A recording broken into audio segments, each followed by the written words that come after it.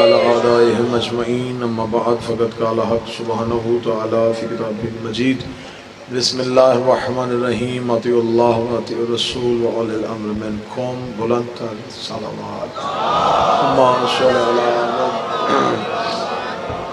دعا ہے میرا مالک بانیان کی یہ صف عزا بچھائی نبی کی طیبہ طاہرہ بیٹی اپنی بارگاہ میں قبول و منظور فرمائے۔ آپ جتنے بھی حاضرین شریک ہوئے ہیں میرا مالک ایک ایک قدم کے صدقے بے انتہا اجر عطا فرمائے۔ اس آج کے ذکر کے تمام فیض و برکات میرا مالک بانیان کے حاضرین کے مرحومین کے نام ایمان فرمائے۔ ہمارا خاتمہ بالخیر بالایمان فرمائے، خاتمہ بعقیدہ ولایت امیر فرمائے۔ میرا مالک وارث زمان کے ظہور میں تاجیل فرمائے۔ دعائیں قبولیت تک پہنچائیں۔ دروس اور حضرات مل کے بلند آواز سے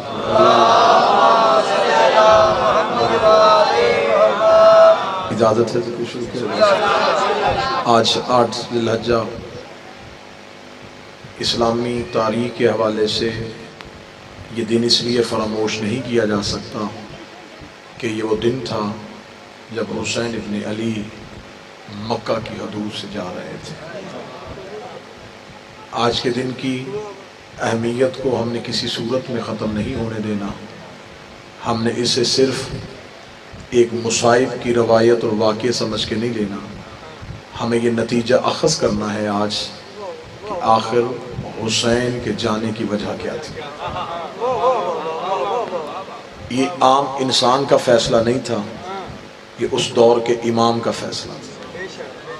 عام انسانوں کے فیصلے زندگیاں بچانے کے لیے ہوتے ہیں، امام کا فیصلہ دین بچانے کے لیے۔ بہت بڑا ایک سوالیہ نشان ہے۔ اگر اس سوال کی گہرائی کو ہم سمجھیں تو ہم بہت سے لوگوں کو اسی سوال میں راہ ہدایت پہ لا سکتے ہیں۔ امام کوئی بھی کام دین بچانے کے علاوہ نہیں کرتا۔ حج پڑھا جا رہا تھا، حاجی آ رہے تھے، اس حج میں کون سا ایسا کام ہے جس سے دین بچ نہیں رہا تھا؟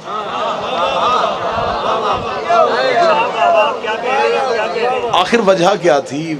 محرکات کیا ہیں؟ اسباب کیا ہیں؟ حسین جا کیوں رہے تھے؟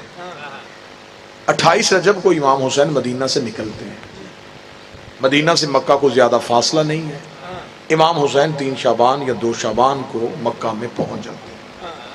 شعبان کا پورا مہینہ مکہ میں رہتے ہیں، رمضان پورا مکہ میں رہتے ہیں، شوال رہتے ہیں، ذیقعد رہتے ہیں، ذی الحج کی آج کے دن تک رہتے ہیں۔ جبکہ امام اپنے علم امامت کے ساتھ جانتے تھے کہ انہوں نے حج نہیں پڑھنا، تو جب حج پڑھنا نہیں تھا تو پھر مکے میں رکے کیوں تھے؟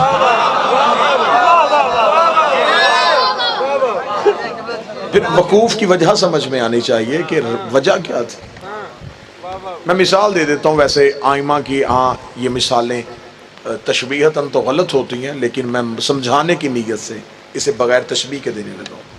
میں مجلس کے لیے آ رہا ہوں، مجھے رستے میں پتہ چل جائے کہ مجلس ختم ہو چکی ہے، آخری ذاکر پڑھ چکے ہیں، ماتمداری ہو چکی ہے، میں جہاں تک پہنچا ہوں میں اس سفر کو وہیں روکوں گا اور وہاں سے واپس چلا جاؤں گا۔ کوئی مجھے کہے کہ چلیں ٹھیک ہے آپ جائیں تو صحیح، تو میں فوراً کہوں گا جس مقصد کے لیے جانا تھا جب وہ مقصد ہی پورا نہیں ہو سکتا، مجلس ہی ختم ہو گئی ہے، تو میں کیوں جاؤں؟ جب مجھ جیسا کم علم بغیر مقصد کے سفر نہیں کرتا، تو آخر حضرت امام حسین علیہ السلام نے جو سفر کیا ہے، پھر مکہ میں قیام کیا ہے، پھر مسلسل حج کا انتظار کیا ہے، تو پھر حج پڑھا کیوں نہیں؟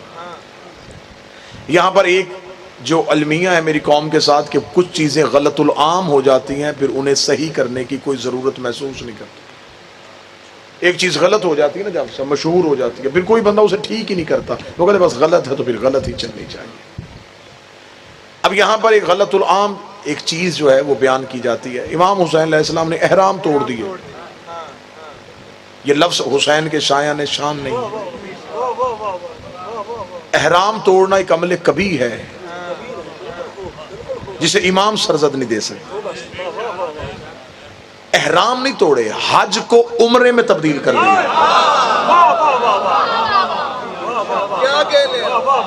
اگر ہم یہ جملہ ممبروں سے پڑھتے اور بچوں کے ذہن میں یہ جملہ بتاتے تو یہ جملہ اختیار امامت کو ثابت کر سکتا کہ امام کے پاس اتنا اختیار ہوتا ہے وہ جب چاہے کسی بھی عمل کو حرام کر سکتا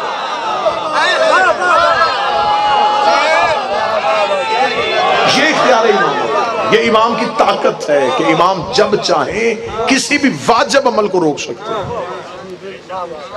مثلا اس کی کئی مثالیں ہم اگر کوئی ہم سے دلائل مانگے گا تو دلائل کے انبار لگ سکتے ہیں کہ ایک شخص کو رسول نے حالت نماز میں آواز دی، اس نے کہا یا رسول اللہ، جب وہ واپس آیا تو رسول نے کہا میں نے آواز دی تو آیا کیوں نہیں؟ اس نے کہا میں نماز پڑھ رہا تھا۔ فرمایا تجھے نماز سکھائی کس نے تھی؟ تمہیں نماز کس نے سکھائی تھی؟ جس نے تمہیں بتائی تھی وہ تمہیں بلا رہا تھا۔ اس نے کہا یا رسول اللہ کیا کرنا چاہیے تھا؟ فرمایا حجت جب بھی بلائے جس بھی حالت میں ہو، مولا حسین آپ کو سلامت رکھے، میں سفر حسین شروع کرنے لگا ہوں، وقوف مکہ پڑھنے لگا ہوں، حجت جب بھی بلائے جس بھی حالت میں ہو وہ فعل تم پہ حرام ہو جاتا ہے۔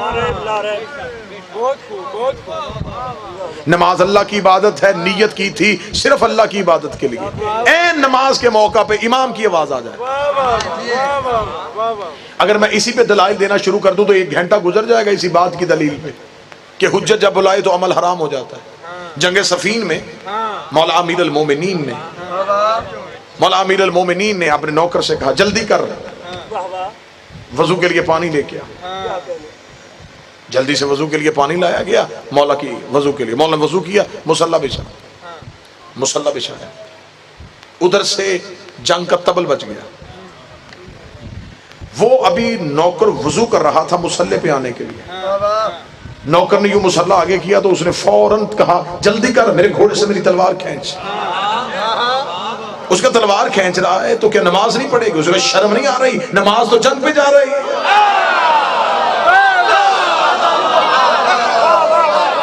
نماز تو جنگ پہ جا رہی ہے۔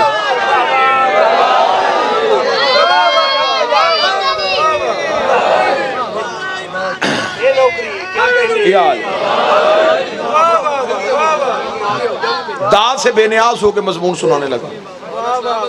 امام حسین علیہ السلام نے جب کہہ دیا تھا کہ میں جا رہا ہوں، امام حسین کے جب حج سے نکل رہے تھے امت پہ حرام ہو گیا تھا وہاں رکنا،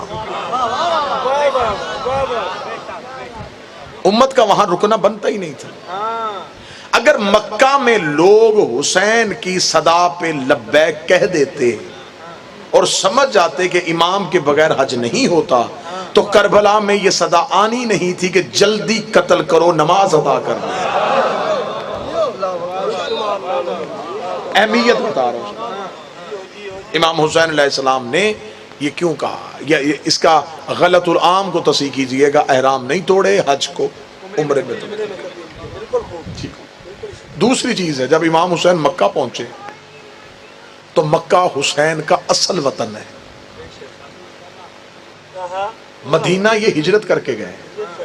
امام حسین علیہ السلام کے آباء و اجداد کا تعلق مکہ سے تھا، امام حسین کا ددھیال والا گھر بھی مکہ میں تھا، ننہال والا گھر بھی، داد کے بھی مکہ کے تھے، نان کے بھی مکہ کے۔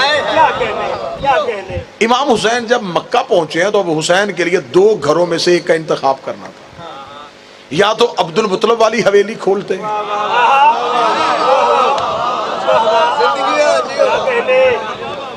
یا اپنی نانی خدیجہ کا محل کھولتے۔ اب دونوں میں سے حسین کا انتخاب کیا ہوا؟ امام حسین نے نانی خدیجہ کا گھر کھولا۔ اب حکمت امام سمجھیے گا، 5 مہینے نانی کے گھر میں بیٹھے رہے، کیونکہ اگر حسین دادے والا دروازہ کھول دے آج مورخ لکھ دیتا یہ حسین کا ددیال کی جاگیر تھی، حسین کو ورثے میں باپ کی طرف سے آئی تھی، حسین نے کھول لیا۔ حسین نے باپ والا ورثہ نہیں کھولا۔ کوئی ایک بندہ ہو جو مجھے صدر کی قیمت دے، حسین نے ماں والے ورثے کا دروازہ کھول کے فتح کے چوروں کو جواب دے دیا تھا، اگر زہرا کا حق نہ ہوتا میں ماں والا دروازہ نہ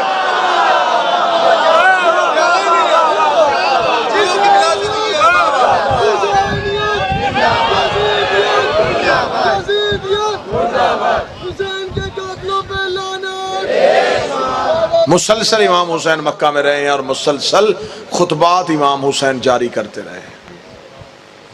آج کسی بھی مولوی کو کہو کہ وہ مجھے قرآن کی حاشیے پہ لکھ کے دے جن حاجیوں نے حسین کو چھوڑ کے حج پڑھا، کیا ان کا حج ہوا؟ امام حسین مسلسل اس گھر میں بیٹھے رہے۔ امام حسین نے حج کا انتظار کیوں کیا؟ اس دور میں ذرائع ابلاغ نہیں تھے۔ ایک قتل کی خبر 1 سال بعد دوسرے علاقے میں پہنچتی تھی۔ جہاں جہاں ذرائع ابلاغ یزیدیت نے یا دشمنان آل محمد نے اپنے قبضے میں کر لیے تھے، یہ ان لوگوں کو آل محمد سے دور کرنے کے لیے جھوٹی حدیثیں اور جھوٹی روایتیں پیش کر رہے تھے۔ میں ایک بڑی معلوماتی مجلس آپ کو سنا، یعنی کہ اتنا ذرائع ابلاغ پہ دشمنوں کا کنٹرول ہو گیا تھا کہ امیر المومنین مسجد کوفہ میں شہید ہوتے ہیں اور دور دراز کے رہنے والے مسلمان ایک دوسرے سے سوال کرتے ہیں کہ علی مسجد میں کیا لینے کے لیے گئے؟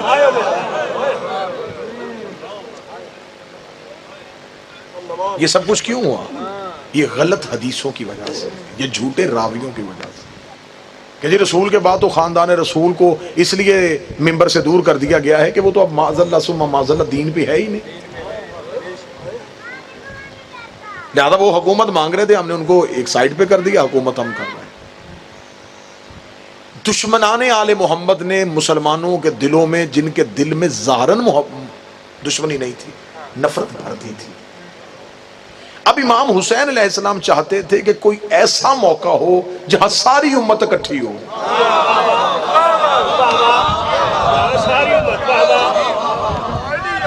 یہ موقع سوائے حج کے کوئی تھا ہی نہیں۔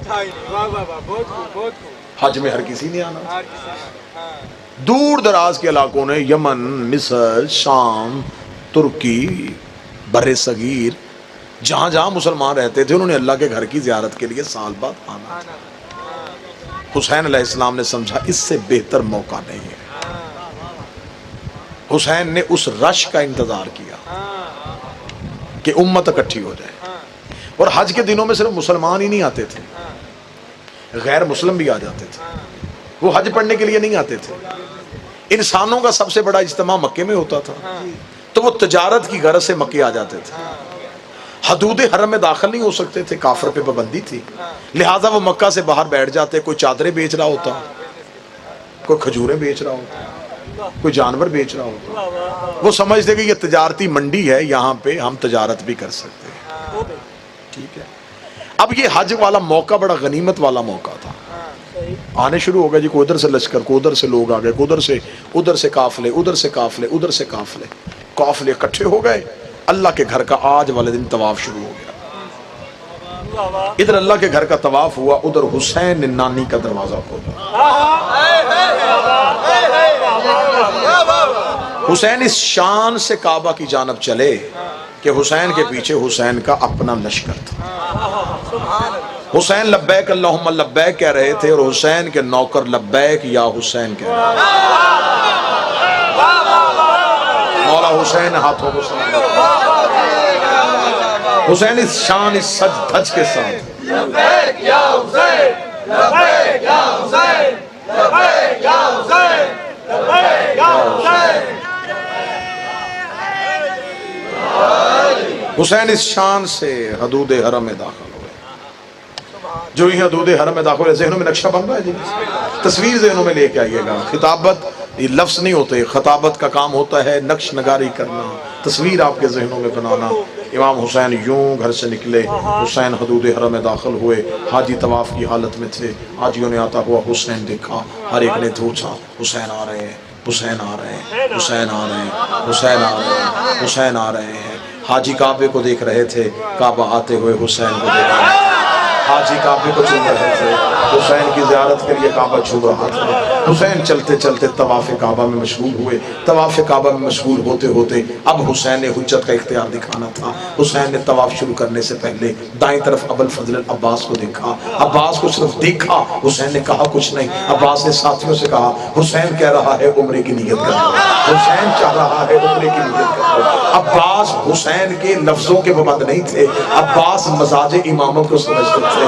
عباس حسین کے ابرو کے اشارے کو سمجھتے تھے. اتنا کہنا تھا. حسین کے ساتھیوں نے عمرے کی نیت کر لی. حسین نے طواف مکمل کیا. طواف مکمل کرنے کے بعد حسین طواف سے نکلے. طواف سے حسین کا نکلنا تھا. اب کعبہ میں ہلچل مچ گئے. حدود حرم میں حاجی پریشان ہو گئے. یہ حسین نے کیا کیا؟ حسین کعبہ سے کیوں جا رہے ہیں؟ حسین کیوں جا رہے ہیں؟ فرزند رسول کیوں جا رہے ہیں؟ رسول کا بیٹا کہاں جا رہا ہے؟ ایک حاجیوں کی کثیر تعداد حسین کے پیچھے چلنا شروع ہوئی. حسین حدود حرم سے باہر نکلے. حسین کے نوکر نے حسین کا گھوڑا حسین کے آگے کیا. حسین سواری کی پشت پہ آئے. حسین کے گھوڑے نے چلنا شروع کیا. پیچھے پیچھے حسین کا لشکر. پیچھے پیچھے وہ حاجی. حسین کہاں جا رہے ہیں؟ حسین کہاں جا رہے ہیں؟ حسین کہاں جا رہے ہیں؟ حسین چلتے چلتے اپنی سواری کو اس مقام پہ لے آئے جہاں پہ رسول نے پلانوں کا منبر بنا کے علی کی ولایت کا اعلان کیا تھا. وہاں کے حسین نے اپنی سواری کو روک لیا. حسین نے سواری کو روکا. حسین پشت زین پہ آئے. حسین نے آ کے پیچھے مڑ کے حاجیوں کے اجتماع کی طرف دیکھا. حسین نے کہا میرے پیچھے کیوں آ رہے ہو؟ بیعت یزید کی ہے، آج میرے پیچھے پڑنا چاہتے ہو؟ بیعت یزید کی ہے، حج میرے پیچھے پڑنا چاہ رہے ہو؟ کس بات کی مجبوری ہے؟ جس کی بیعت کی ہے جاؤ اسے کہو تمہیں حج پڑھ کے دکھائے. حسین نے کہا واپس پلٹو. میرے پیچھے کیوں آ رہے ہو؟ میرے پیچھے کیوں آ رہے ہو؟ انہوں نے کہا حسین اگر تو چلا گیا تو ہم عبادت کیسے کریں گے؟ یہ جملہ حسین نے تاریخ میں لکھوانا تھا کہ جس عبادت سے ہم چلے جائیں پیچھے اللہ عبادت قبول ہی نہیں.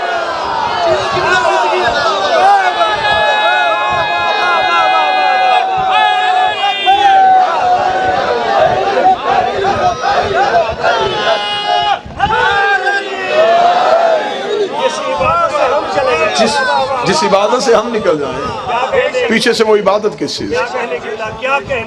حسین حدود حرم سے نکل رہے. اب ایک منفی پراپیگنڈا جو حسین کے لیے وہاں پہ ہونا تھا وہ یہ تھا، دیکھا ہم نے کہا نہیں یہ اہل بیت ہر کام میں حکومت مانگتے. یہ دیکھے جی اللہ کے گھر کا حج چھوڑ دیا صرف اس بات سے کہ مجھے حکومت نہیں دی گئی. یہ پراپیگنڈا ہونے والا تھا. یا حسین نے عباس کو حکم دیا. عباس سیدھے کعبے کی چھت پہ چلے گئے. باپ نے پلانوں کا منبر بنایا تھا. عباس نے کعبے کو منبر بنا لیا. عباس کعبے کی پشت پہ چلے گئے. کعبے کی عزت اور بڑھ گئی.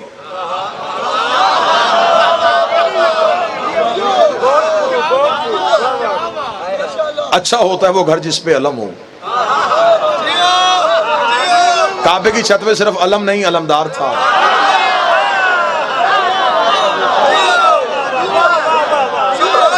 عباس کے آنے کی وجہ سے کعبہ سج گیا. عباس کعبے کی چھت پہ آ کے کھڑے.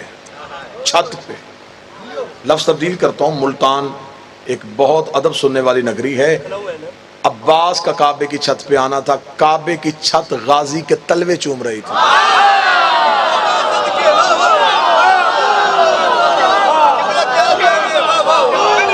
عباس کے پاؤں کے تلوے کعبہ کی چھت چوم رہی تھی. عباس کعبہ کی چھت پہ کھڑے تھے. حاجی طواف میں نقشہ بن جائے گا. لطف اتنا آئے گا رات تک ٹھنڈک محسوس ہوگی سینے میں. حاجی طواف میں درمیان میں کعبہ, چھت پہ عباس, دور حسین. دور حسین کھڑے عباس کو دیکھ رہے تھے. حسین کی کرسی لگ چکی تھی. حسین عباس کو دیکھ رہے تھے. حاجی کعبے کو دیکھ رہے تھے. کعبہ عباس کو دیکھ رہا تھا. عباس حسین کو دیکھ رہا تھا. ہاتھ نہیں اٹھے تو اگلی سطر کہتے جس کی جہاں عبادت ہو رہی تھی وہ کر رہا تھا. مولا حسین ان ہاتھوں کو سلامت رکھے. جس کی جہاں عبادت ہو رہی تھی وہ اپنی اپنی عبادت کر رہا تھا. یوں حاجی طواف کی حالت میں تھے. حاجی طواف کی حالت میں اور سخی عباس کعبہ کی چھت پہ. حسین نے آنکھ کا اشارہ دیا. آنکھ کا اشارہ دیکھنا تھا. عباس نے خطبہ شروع کیا. سخی عباس نے خطبہ شروع کیا تو آپ سمجھیں کہ یہاں اتنے لوگ شور کر رہے ہوں, بول رہے ہوں, وہاں ایک بندہ بولے تو آواز کون سنے گا؟ کعبے کے طواف خاموش ہو کے نہیں ہوتا. بابا زندہ باد. کعبے کا طواف کرتے ہوئے آپ کو ایک تسبیح پڑھنی پڑتی ہے اور وہ اونچی آواز میں پڑھنی ہے. یہاں اونچی آواز میں تسبیح پڑھی جا رہی تھی اور عباس کعبے کی چھت پہ کھڑے تھے. کعبے کی چھت پہ کھڑے عباس نے خطبہ جاری کیا. اتنی خاموشی ہو گئی کہ دلوں کی دھڑکن کانوں میں سن رہے ہیں.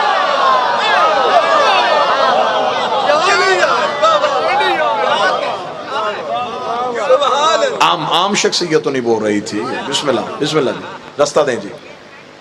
درود سارے حضرات مل کے بلند آواز سے پڑھے اللہم صلی علی محمد. بسم اللہ سے حضور خیریت.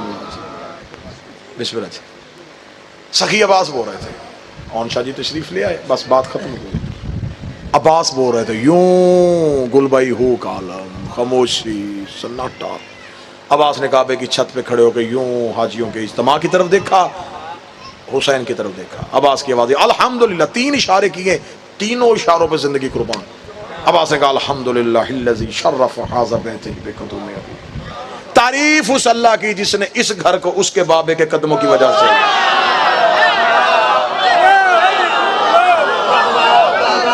تعریف اس اللہ کی جس نے اس گھر کو اس کے بابا کی. لا الہ الا اللہ محمد رسول اللہ. جس نے اس گھر کو اس کے بابا کے قدموں کی وجہ سے. یہ کہنے کے بعد سخی عباس نے اب اپنا بتانا تھا کہ ہم کون ہیں جو ابھی یہ سازش ہو رہی تھی. حسین کعبے کو چھوڑ کے چلے گئے, حسین کعبے کو چھوڑ کے چلے گئے. عباس نے جلال میں کہا من کان بیت الامس اصبح قبلۃ. یہ صرف گھر تھا, اسے قبلہ ہم نے کیا.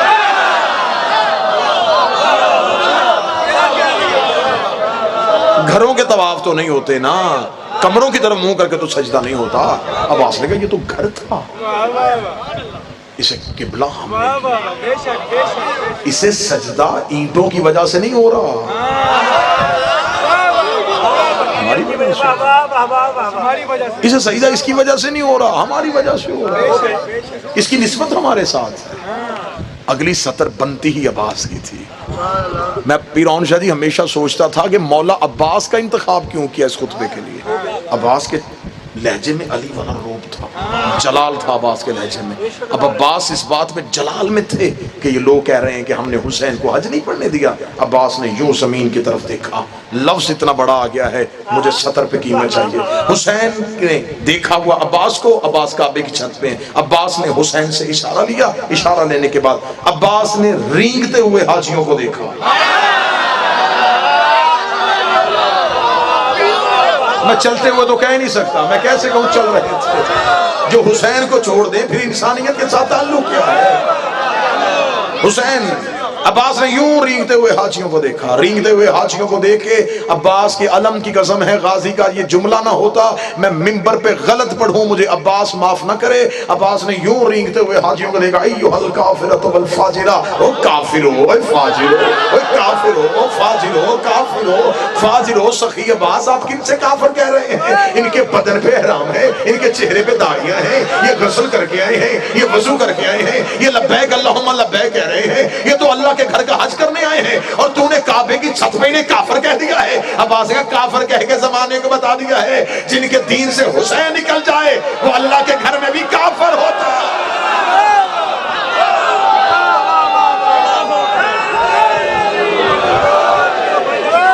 تم کافر ہو, او فاجر ہو, اے کافر ہو, اے فاجر ہو, اے کافر ہو, اے فاجر ہو, اے کافر ہو, اے فاجر ہو. بات ختم ہونے لگی, آخری سطر ہے کافر ہو, اے فاجر ہو. اگلا جملہ جوانی تول کے دینی چاہیے عباس کے قدموں پہ. عباس نے جلال میں آ کے کہا تم کیا سمجھتے ہو, تم نے حسین کا رستہ روکا, تم نے حسین کو حج نہیں پڑھنے دیا. اگر وہ چاہے کعبہ اڑ کے حسین کے قدموں میں. تم سمجھتے ہو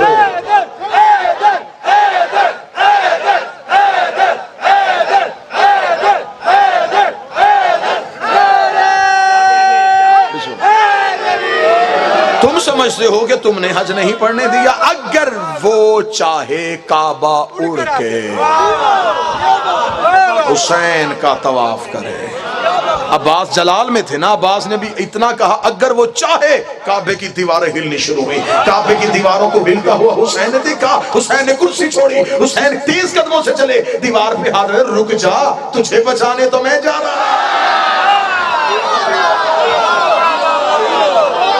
تجھے بچانے تو میں جا رہا.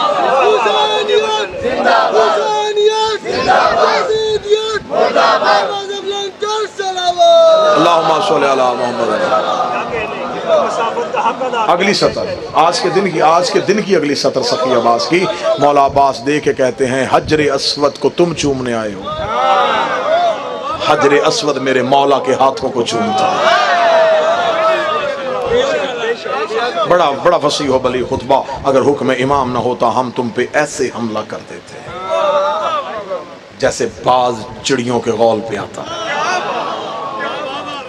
گرجدار خطبہ دیا. بس آخری سطر کہنے لگا حسین کعبہ سے نکلے، لوگوں نے جاتا حسین دیکھا، یہ نہیں دیکھا کہ لے کے کیا جا رہا ہے. حسین کعبے سے کعبہ کی روح کو لے کے چل پڑے. میں نے صدر کہی ہے 2-4 بندوں کے ہاتھ اٹھے ہیں، میں نے کوئی شاعری تخیل نہیں پڑھا تھا کہ حسین کعبہ سے کعبہ کی روح کو لے کے چلے گئے. اب وہاں صرف بدن ہے، روح حسین کربلا لے گیا. اب وہاں صرف جسم ہے، روح حسین کربلا لے گیا. اگر روح وہاں ہوتی تو کربلا کی سواری 70,000 حج سے افضل نہ ہوتی. وہاں جسم ہے، روح کربلا، روح کربلا.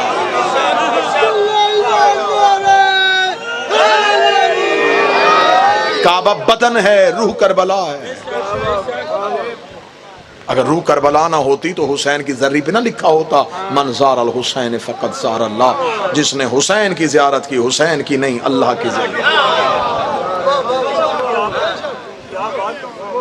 بات عرفانی ماحول میں آ گئی ہے تو اگلا جملہ پورا مجمع خاموش ہو. سیدزادے سے دعا لینے لگا ہوں. حسین کعبہ سے کعبہ کی روح کو لے کے چلے گئے. آخری امام نے کربلا سے مکہ زیارت کے لیے نہیں آنا، روح واپس پلٹانے گیا. کعبہ اب بدن کی صورت میں کھڑا ہے. حاجی بدن کے طواف کو جاتے ہیں، زائر روح کے طواف کو جاتے ہیں. بدن کے طواف کے لیے صرف امیر جاتے ہیں، وہاں کوئی شرط نہیں ہے، کوئی بھی جائے. حسین کربلا میں چن کے بلاتا ہے. حسین حدود مکہ سے نکل رہے تھے اور روتے ہوئے کعبے کو حسین دیکھ رہے. کعبے کے غلاف سے لپٹ کے حسین نے ایک جملہ کہا، آج کے دن کا جملہ ہے. اس جملے پہ آج اتنا رو لینا، یہ آج کے دن کا جملہ ہے. حسین نے کعبے کے غلاف سے لپٹ کے رو کے کہا اگر مجھے زینب کے برقعے کا حال ہے.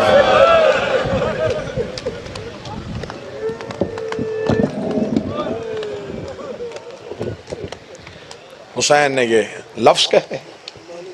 حسین حدود مکہ سے نکل رہے تھے، لوگ سواریوں سے اتر رہے تھے اور علی کی بیٹیاں اونٹوں میں سوار.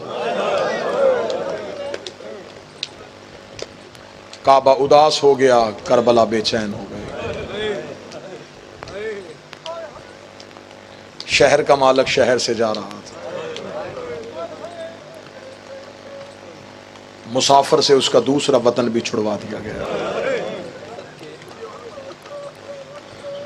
بڑا مشکل ہوتا ہے وہ شہر چھوڑنا جہاں اپنوں کی قبریں ہوں. سادات و غیر سادات سے معافی مانگ کے مصائب کی دنیا کا بہت عمدہ لہجہ جن کو سیدان نے نسلوں میں ذکر حسین ودیت کیا ہے، وہ آپ کو جی بھر کے مصائب کے قرآن سے آیتیں پڑھ پڑھ کے سنائیں گے. روتے ہوئے قبر رسول سے اٹھ کے حسین گھر میں آئے، دروازے پہ ہاتھ رکھا، اندر سے ماں کی شکل والی بہن اٹھی. حسین کے گلے میں باہیں ڈال کے کہتی پہلے بتا نانے کی قبر پہ رویا کیوں تھا. حسین نے رو کے جو جملہ کہا، حسین رو کے کہتے آج میرا حسن ہوتا، میں حسن سے کوئی مشورہ کرتا. بھائی کی داڑھی چوم کے کہتی نہ رو، حسن بھی میں ہوں، علی بھی میں ہوں، بطول بھی میں ہوں. جو مشورہ کرنا مجھ سے کر، میں شریکت الحسین ہوں۔ میں نے ماں کے پہلو میں پٹیاں باندھی ہیں، میں نے بابے کے سر پہ پٹیاں باندھی ہیں، میں نے حسن کے جنازے سے تیر کھینچے۔ حسین جو مشورہ کرنا مجھ سے کر۔ حسین تڑپ کے کہتے ہیں عالیہ پھر مشورہ تو یہی ہے، محاذ دو ہیں میں اکیلا ہوں،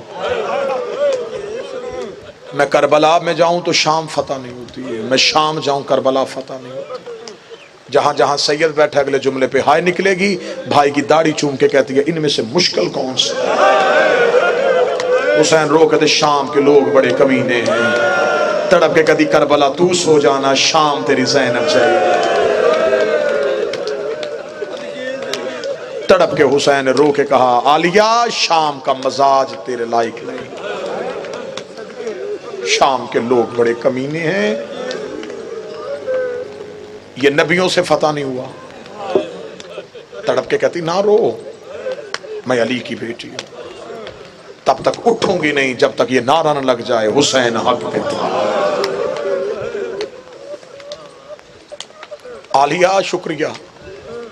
یہ کہنے کے بعد حسین کی آنکھ سے پھر آنسو آیا، اپنی چادر سے حسین کا آنسو صاف کیا، رو کہتی اب کون سا درد ہے؟ حسین رو کے کہتے فوج ایک ہے محاذ دو، فوج کربلا میں لڑاؤں یا شام میں لڑاؤں؟ رو کے کہنے کی میں جنت اور دوزخ تقسیم کرنے والے کی بیٹی ہوں، اگر تو کہے فوج میں تقسیم کروں، کیسے تقسیم کرے گی؟ رو کہتی رقیہ مجھے دے دے، عباس تو دے دے، لیلا مجھے دے دے، اکبر تو رکھ لے، فروہ مجھے دے دے، قاسم تو رکھ لے۔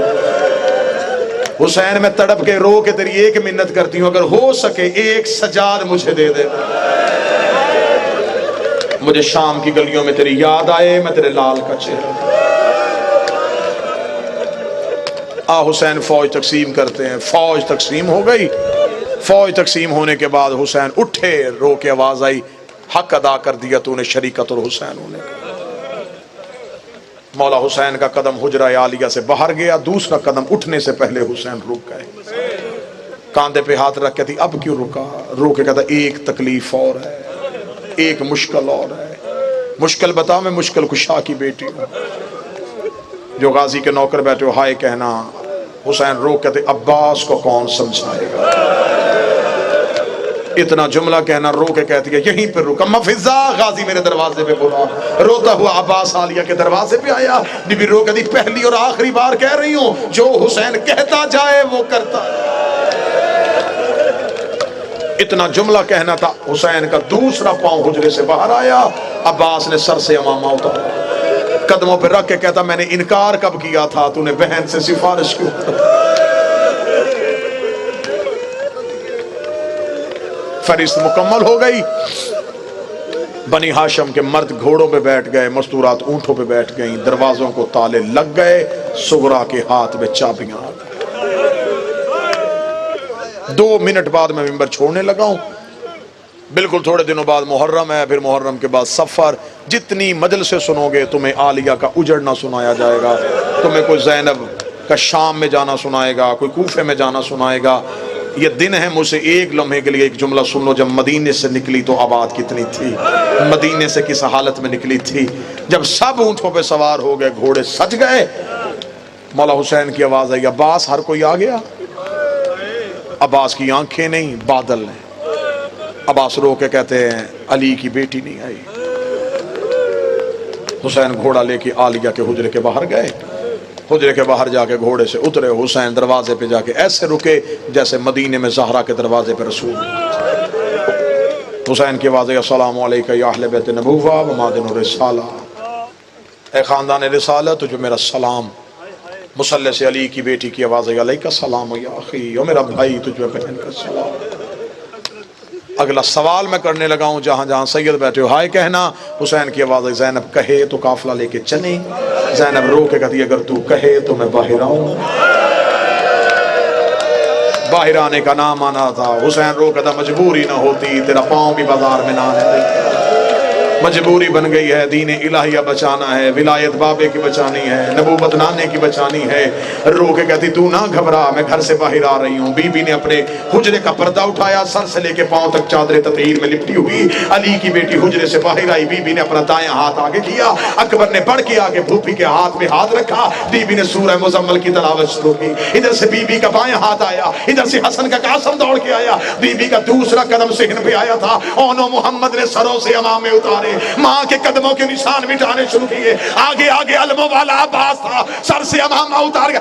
الحجاب الحجاب الحجاب، پروازیں بند کرو۔ علی کی بیٹی گھر سے باہر آ گئی، محمد کی بیٹیاں گھر سے باہر آ گئی۔ ابھی زہرا کی حویلی کا دروازہ نہیں آیا۔